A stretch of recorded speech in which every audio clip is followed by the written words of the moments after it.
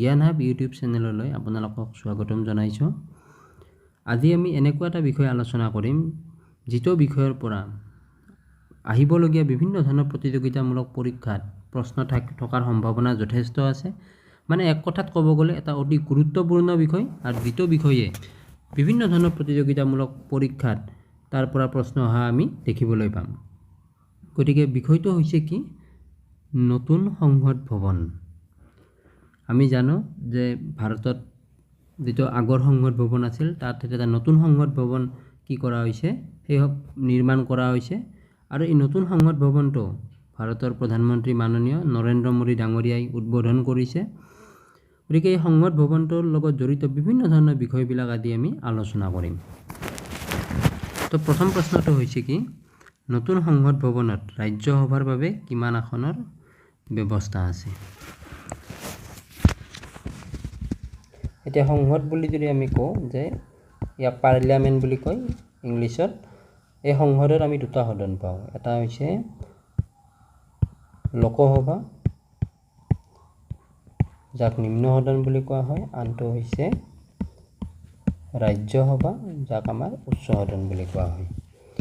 গতিকে লোকসভা বুলি কোৱাৰ লগে লগে কি সদন? নিম্ন সদন। ৰাজ্যসভা বুলি কোৱাৰ লগে লগে ই হ'ব উচ্চ সদন। গতিকে আমি কি পালোঁ যে সংসদত দুটা সদন আছে, লোকসভা আৰু ৰাজ্যসভা। লোকসভা নিম্ন, ৰাজ্যসভা উচ্চ। আৰু এতিয়া প্ৰশ্নটো হৈছে কি যে নতুন সংসদ ভৱনত ৰাজ্যসভাৰ বাবে কিমান আসনৰ ব্যৱস্থা আছে? তো ৰাজ্যসভাৰ যদি আমি এনেই চাব যাওঁ, ৰাজ্যসভাৰ সদস্যৰ সংখ্যা 250তকৈ বেছি হ'ব নোৱাৰে। এইটো হৈছে সৰ্বাধিক সীমা। এতিয়া ৰাজ্যসভাৰ বাবে ইয়াৰ আসন কিমান আছে? 270 আসন। প্ৰথম অপশ্যন ক অপশ্যনটো, খ অপশ্যনটোত 310, গ অপশ্যনটোত আছে 384। আৰু এই তিনিটাৰ ভিতৰত কোনটো হ'ব? কাৰেক্ট এনচাৰ হ'ব 384। 384খন আসনৰ ব্যৱস্থা কৰা হৈছে। তাৰমানে যদি এই সংখ্যাটো বৃদ্ধিও হয়, ভৱিষ্যতে যদি ইয়াৰ সদস্যৰ সংখ্যা বৃদ্ধিও হয়, তেনেহ'লেও ইয়াত কোনো ধৰণৰ সমস্যাৰ সৃষ্টি নহয়। আৰু ইয়াৰ প্ৰতি লক্ষ্য ৰাখি কি কৰা হৈছে? ৰাজ্যসভাৰ সদস্যৰ বাবে আসনৰ সংখ্যা ইয়াত বৃদ্ধি কৰা হৈছে নতুন সংসদ ভৱনত।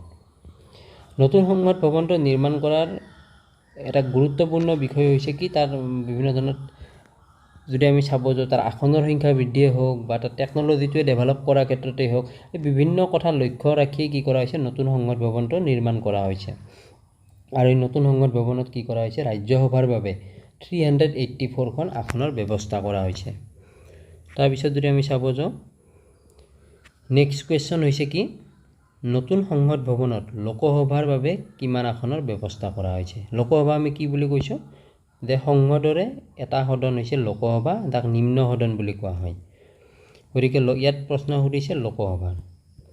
লোকসভাৰ বাবে কিমান আসনৰ ব্যৱস্থা কৰা হৈছে? লোকসভাৰ সদস্যৰ সংখ্যা কিমান? যদি আমি চাব যে মেক্সিমাম 550, এইটো এটা 552 বুলিও কয়, কিন্তু এতিয়া এংলো ইণ্ডিয়ানৰ কনচেপ্টটো নাই। যিটো আগতে আছিল, এংলো ইণ্ডিয়ান কমিউনিটিৰ পৰা দুজন সদস্য মনোনীত হৈছিল, তেতিয়া এইটো আহিছিল।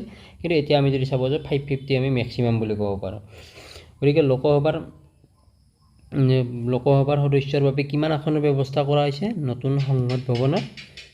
ক অপশ্যন হৈছে 600, খ অপশ্যন হৈছে 700, গ অপশ্যন হৈছে 888। গতিকে আমি যদি ইয়াৰ কাৰেক্ট এনচাৰটো চাওঁ, তেনেহ'লে আমি দেখিবলৈ পাম 888। যে লোকসভাৰ বাবে কিমান আসনৰ ব্যৱস্থা কৰা হৈছে? 888 আসন।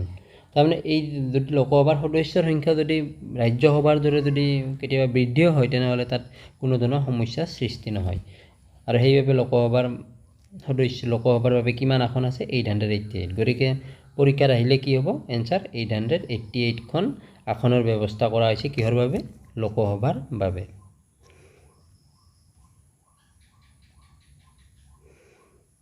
নেক্সট কুৱেশ্যন হৈছে কি? যে নতুন সংসদ ভৱনৰ আকৃতি কেনেকুৱা? মানে সংসদ ভৱনটো দেখিবলৈ কেনেকুৱা? ত্ৰিকোণীয় নে বৰ্গাকৃতিৰ? তেনেহ'লে ইয়াৰ কাৰেক্ট এনচাৰ হৈছে ত্ৰিকোণীয়। যদি পৰীক্ষাত আহে যে আমাৰ নতুন সংসদ ভৱনটো দেখিবলৈ কেনেকুৱা বা তাৰ আকৃতি কেনেকুৱা, তাৰ কাৰেক্ট এনচাৰ হ'ব ত্ৰিকোণীয়। নেক্সট কুৱেশ্যন হৈছে নতুন সংসদ ভৱনৰ আৰ্কিটেক্ট কোন? যিটো সংসদ ভৱন এই সংসদ ভৱনটোৰ আৰ্কিটেক্ট কোন আছিল তেনেহ'লে তাৰ এনসাৰ হ'ব বিমল পেটেল। বিমল পেটেল হৈছে কি নতুন সংসদ ভৱনৰ মূল আৰ্কিটেক্ট। গতিকে আমি আগৰ কুৱেশ্যনটোত কি পাইছিলোঁ যে সংসদ ভৱনৰ আকৃতি কেনেকুৱা, তেনেহ'লে আকৃতি কেনেকুৱা হ'ব ত্ৰিকোণীয় আকৃতি হ'ব। ইয়াত দুটা অপশ্যন দিয়া আছিল ত্ৰিকোণীয় আৰু বৰ্গাকৃতিৰ, কিন্তু বৰ্গাকৃতিৰটো এইটো নহয়, তাৰ কাৰেক্ট এনসাৰ হ'ব ত্ৰিকোণীয়। নেক্সট কুৱেশ্যন আছিল কি নতুন সংসদ ভৱনৰ আৰ্কিটেক্ট কোন, আৰ্কিটেক্ট হৈছে কোন বিমল পেটেল। নেক্সট কুৱেশ্যন হৈছে নতুন সংসদ ভৱনৰ এৰিয়াটো কিমান, মানে তাৰ কিমান ডাঙৰ এৰিয়া এটাত নতুন সংসদ ভৱনটো আছে বা নতুন সংসদ ভৱনটোৰ এৰিয়াটো কিমান, তেনেহ'লে তাৰ ইয়াত অপশ্যন কি কি আছে 45,000 স্কুৱেৰ মিটাৰ আছে, তাৰপিছত 55,000 স্কুৱেৰ মিটাৰ আছে আৰু 65,000 স্কুৱেৰ মিটাৰ আছে। তেনেহ'লে কাৰেক্ট এনসাৰ হ'ব ইয়াৰ এইটো ৰং 45,000টো নহয় 55,000ও নহয়, কাৰেক্ট এনসাৰ হ'ব 65,000 স্কুৱেৰ মিটাৰ। যে নতুন সংসদ ভৱনটোৱে কিমান এৰিয়া এটা কভাৰ কৰি আছে বা কিমান ঠাইলৈ বিয়পি আছে, তেনেহ'লে আমি যদি চাব যাওঁ তাৰ শুদ্ধ উত্তৰটো হ'ব 65,000 স্কুৱেৰ মিটাৰ। পৰীক্ষাত আহিব পাৰে এইবিলাক বিষয় যে নতুন সংসদ ভৱনৰ এৰিয়াটো কিমান, তেনেহ'লে এনসাৰ হ'ব 65,000 স্কুৱেৰ মিটাৰ।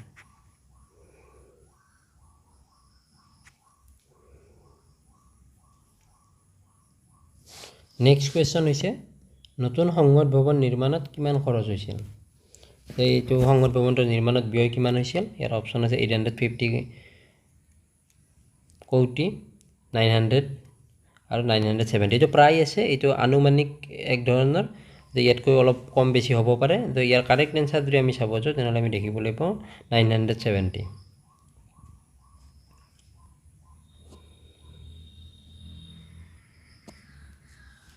নেক্সট কুৱেশ্যন হৈছে নতুন সংসদ ভৱনৰ উদ্বোধন অনুষ্ঠানত কিমান টকাৰ মুদ্ৰা মুকলি কৰে। তো ইয়াত কিমান টকাৰ মুদ্ৰা মুকলি হৈছিল, নতুন মানে মুদ্ৰা এটা মুকলি কৰা হৈছিল, যেনেকৈ আমাৰ 500 টকীয়া নোট, কেতিয়া এতিয়া 20 টকীয়া কইনছ আহি গৈছে মাৰ্কেটত বা 10 টকীয়া আগৰ পৰাই চলি আছে, তেনেকৈ কিমান টকাৰ মুদ্ৰা এটা মুকলি কৰা হৈছিল, এইটো হৈছে 40 ৰুপিজ হ'ব নে 55 ৰুপিজ হ'ব নে 75, তেনেহ'লে ইয়াৰ কাৰেক্ট এনসাৰ হ'ব 75। গতিকে এইটো মনত ৰাখিব, পৰীক্ষাত আহিব পাৰে যে নতুন সংসদ ভৱন উদ্বোধন অনুষ্ঠানত কিমান টকাৰ মুদ্ৰা মুকলি হৈছিল, তাৰ কাৰেক্ট এনসাৰ হ'ব 75 ৰুপিজ, য'ৰ কইনছ এটা মুকলি কৰা হৈছিল। নেক্সট কুৱেশ্যন হৈছে নতুন সংসদ ভৱনটো বিশ্বৰ কিমান মানে তম বৃহৎ আমি সংসদ ভৱন বুলি ক'ব পাৰোঁ, তেনেহ'লে আমি এক ধৰিছে চতুৰ্থতম বুলি আমি ক'ব পাৰোঁ। মানে বিশ্বত যিমানবিলাক ডাঙৰ ডাঙৰ সংসদ ভৱন আছে তাৰ ভিতৰত 4 নম্বৰ পজিশ্যনত কোনটো আছে, আমাৰ সংসদ ভৱনটো আছে। আৰু ইয়াৰ গতিকে এইটো আমি গম পালোঁ যে আমাৰ সংসদ ভৱনটো কিমান নম্বৰ পজিশ্যনত আছে, 4th পজিশ্যনত আছে ডাঙৰ অভিনয় পৰা, যিমান ডাঙৰ ডাঙৰ সংসদ ভৱন আছে বিশ্বত। কিন্তু ফাৰ্ষ্ট পজিশ্যনত কোন আছে, ফাৰ্ষ্ট পজিশ্যনত আছে চীনৰ সংসদ ভৱনটো। গতিকে মনত ৰাখিব যে আমাৰ নতুন সংসদ ভৱনটো বিশ্বৰ যিমান ডাঙৰ ডাঙৰ যিমান বিশ্বৰ ভিতৰত ডাঙৰ ডাঙৰ যিমানবিলাক সংসদ আছে তাৰ ভিতৰত 4 নম্বৰ পজিশ্যনত আছে। আৰু যদি 1 নম্বৰ পজিশ্যন চাওঁ, প্ৰথম স্থানত কোন আছে, চীনৰটো আছে। চীনৰটো বিশ্বৰ ভিতৰতে সৰ্ববৃহৎ সংসদ ভৱন, গতিকে এইটো মনত ৰাখিব। নেক্সট কুৱেশ্যন হৈছে নতুন সংসদ ভৱনটো কেতিয়া উদ্বোধন কৰা হয়। তো গতিকে কি যে নতুন সংসদ ভৱনটো কেতিয়া উদ্বোধন কৰা হয়, তাত অপশ্যন আছে 26 মে, 27 মে, 26 মে, 27 মে আৰু এটা কি আছে 28 মে আছে। তো কাৰেক্ট এনসাৰ হ'ব 28 মে। 28 মেত কি কৰা হৈছিল, ভাৰতৰ সংসদ ভৱনটো উদ্বোধন কৰা হৈছিল কাৰ দ্বাৰা, প্ৰধানমন্ত্ৰীৰ জৰিয়তে। মাননীয় নৰেন্দ্ৰ মোদী ডাঙৰীয়াই কি কৰিছিল, ভাৰতৰ নতুন সংসদ ভৱনটো উদ্বোধন কৰিছিল কেতিয়া, 28 মে 2023। 28 মে 2023ত নতুন সংসদ ভৱনটো উদ্বোধন কৰা হৈছিল, মনত ৰাখিব এইটো। নেক্সট কুৱেশ্যন হৈছে কোনটো প্ৰজেক্টৰ অধীনত নতুন সংসদ ভৱনটো নিৰ্মাণ কৰা হয়।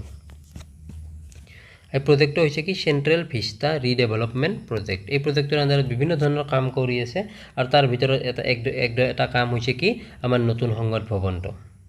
গতিকে মনত ৰাখিব নতুন সংসদ ভৱনটো কোনটো প্ৰজেক্টৰ অধীনত কৰা হৈছিল তাৰ কাৰেক্ট এনসাৰ হ'ব চেন্ট্ৰেল ভিস্তা ৰিডেভেলপমেণ্ট প্ৰজেক্ট। আৰু আমি নেক্সট আমি কি চাওঁ যে লোকসভা ৰাজ্যসভাৰ কি থিমৰ ওপৰত বেছ কৰি কৰা হৈছে এটা হৈছে নেশ্যনেল বাৰ্ড পিকক আমাৰ যেটো ৰাষ্ট্ৰীয় আমাৰ চৰাই বুলি কোৱা হয় ময়ূৰ চৰাই এই ময়ূৰ চৰাই কেন্দ্ৰ কৰি কি কৰা হৈছে লোকসভাটো আৰু ৰাজ্যসভাটো আমি কি নেশ্যনেল ফ্লাৱাৰ লোটাছ মানে কি আমাৰ ৰাষ্ট্ৰীয় ফুল আমি পদুমক কেন্দ্ৰ কৰি কি কৰা হৈছে ইয়াক তৈয়াৰ কৰা হৈছে গতিকে এইটো মনত ৰাখিব এইটো এবাৰ আমি ৰিপিট কৰোঁ যে লোকসভা বুলি ক'লে কি হ'ব নেশ্যনেল বাৰ্ড পিকক আৰু ৰাজ্যসভা বুলি ক'লে national flower lotus next question হৈছে পুৰণি সংসদ ভৱনটো কেতিয়া নিৰ্মাণ কৰা হৈছিল যেটা আগৰ সংসদ ভৱন আছিল এইটো কেতিয়া নিৰ্মাণ কৰা হৈছিল তো কেতিয়া হৈছিল নতুন সংসদ পুৰণি সংসদ ভৱনটো কেতিয়া নিৰ্মাণ কৰা হৈছিল 18 অপচন আছে 18 জানুৱাৰী 1926 18 জানুৱাৰী 1927 আৰু গ অপচন হৈছে 18 জানুৱাৰী 1928 তো ইয়াৰ কাৰেক্ট এনসাৰ হ'ব 18 জানুৱাৰী 1927 18 জানুৱাৰী 1927 18 জানুৱাৰী 1927 আমাৰ পুৰণি সংসদ ভৱনটো কি কৰা হৈছিল নিৰ্মাণ কৰা হৈছিল গতিকে আজি এইখিনি এইকেইটা নতুন সংসদ ভৱনৰ পৰা আহিব লগা অতি গুৰুত্বপূৰ্ণ প্ৰশ্ন গতিকে যদি ভিডিওটো ভাল পাইছে লাইক শেয়াৰ আৰু সাবস্ক্ৰাইব কৰিব আৰু কিবা যদি ভুল ভ্ৰান্তি হৈছে এইখিনি কমেন্ট বক্সত দেখুৱাই দিব থ্যাংক ইউ